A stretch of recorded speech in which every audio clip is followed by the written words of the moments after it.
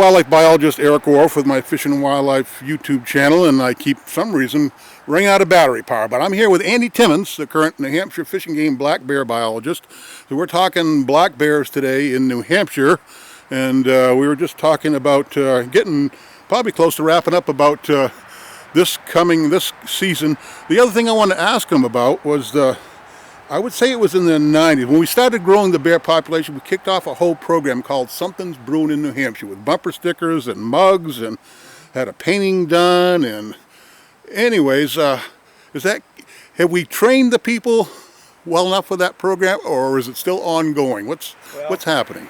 You know, we've certainly have educated a lot for sure, and that program is still alive and well, and we put a lot of emphasis in that. There's a percentage of the public that you're never going to reach, but I can tell you that our annual complaints right now on any given year is about the same level as it was in the 90s. Okay. But the difference is we have twice as many bears now compared to 1995. And more people. And we have God knows how many more people. So right. The fact that our complaints, although they do this year to year based right. on food availability, on average, they've been relatively stable. So that tells me that the program's been very successful, because otherwise complaints would continue to increase.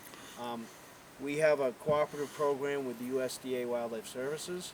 That's right. Very important part of our program, isn't it? Yeah. We have this I'm glad you mentioned that. Good. Where we spend a lot of time and effort. We have dedicated bear technicians that are on the clock almost 24/7 during the summer months, and they meet with people, teach people how to coexist with bears, loan out equipment, particularly electric fencing and some other items. So we're trying to teach people how to better coexist with bears, and that program has been very successful. Nice. But we still have some uphill battles.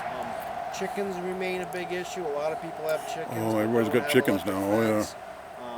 So that there's always some issues, but we continue to march forward, and that program is still something we put a lot of time in. You know, when I first started, if someone had a bear in their backyard, well, my husband's going to shoot that bear, and they did.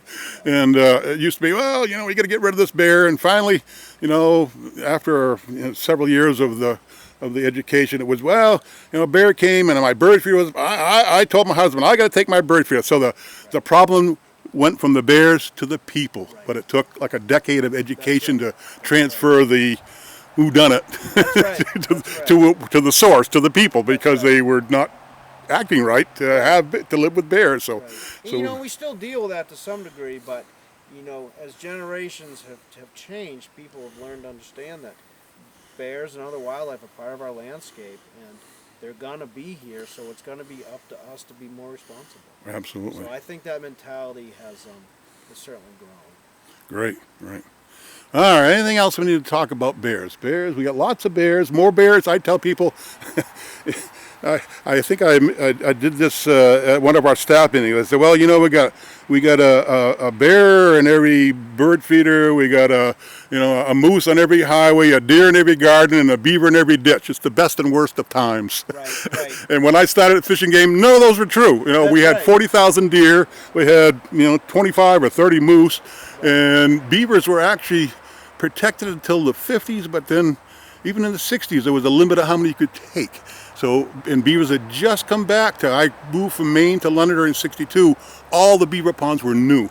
There were no old ponds in the 60s. There's been so many wildlife success stories, and bear's one of them. And hopefully people recognize that and celebrate that. It's just like our turkey population, our deer population. I mean, we have brought a lot of populations of critters back from the brink to record levels.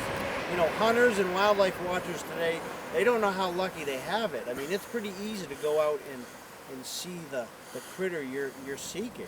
Right. They're very abundant. Absolutely. So you're right. It is the best and worst of times, because as wildlife and people increase, you're going to have those conflicts. Right. But it's just figuring out a way to work through those in a reasonable way that's both critters and people come out okay. The golden years of wildlife. Here we are. That's right. Thank you, Andy. All right. Thank you. Thank you.